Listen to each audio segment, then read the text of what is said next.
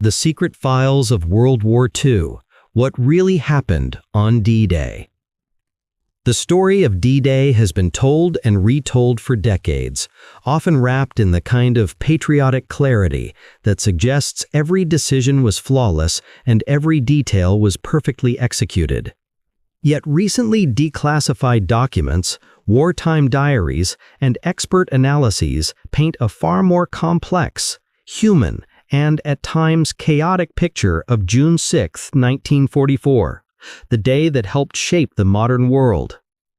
As historians explain, the Allied invasion of Normandy was not just a single military operation, but a colossal gamble involving months of secret planning, coded messages hidden in ordinary radio broadcasts, and a vast network of resistance fighters quietly risking their lives across France.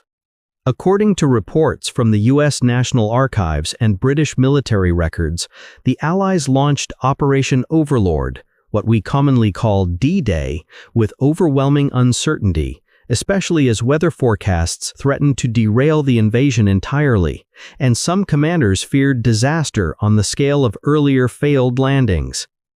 Many Americans today know the broad strokes, the beaches named Omaha, Utah, Gold, Juno, and Sword.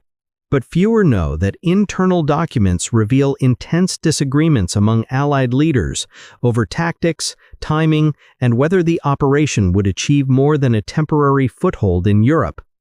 In fact, several recently unearthed memos suggest that British Prime Minister Winston Churchill worried that the casualties could be catastrophic, while General Eisenhower, in a now famous draft letter never intended for the public, prepared a message accepting full blame if the landings failed. A stark reminder of how little certainty the Allies had going in. When dawn broke on June 6, thousands of paratroopers had already jumped into Normandy hours earlier, many landing miles from their intended drop zones due to heavy winds and intense German flak. Yet secret after-action reports note that these missed drops, while initially disastrous, accidentally disrupted German communications in ways that ultimately helped the invasion succeed. The beach landings themselves were even more complicated than most documentaries portray.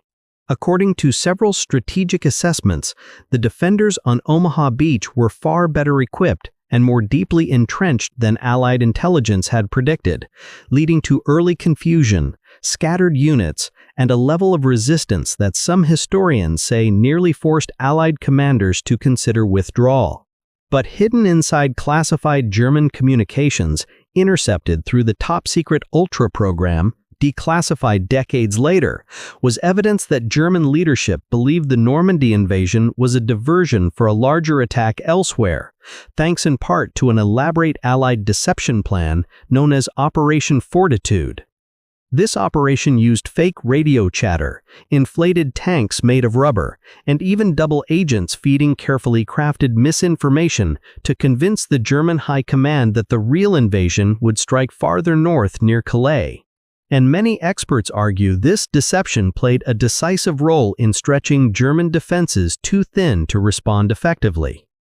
What makes D-Day even more remarkable is the quiet participation of the French resistance, whose sabotage efforts, cut phone lines, destroyed rail tracks, and delayed German reinforcements, were coordinated through coded phrases embedded in BBC broadcasts, phrases that sounded random to ordinary listeners, but signaled specific missions to resistance fighters across the countryside. Despite these successes, newly released accounts highlight how close the invasion truly came to unraveling. Communication breakdowns, unexpected German counterattacks, and even friendly fire incidents all threatened the fragile gains made in the first hours.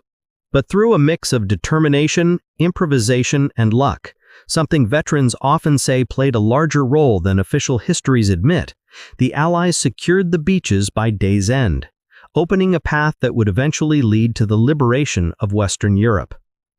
Yet D-Day's legacy isn't just about military strategy, it's also about the moral weight carried by those who planned it, those who fought, and those who never returned.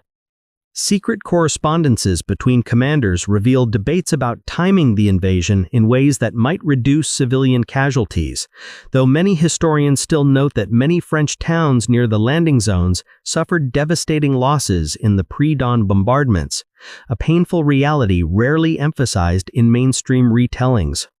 Some newer research, citing German and French archival documents, also suggests that local civilians played far larger roles in guiding troops, hiding paratroopers, and preserving critical intelligence than earlier narratives acknowledged.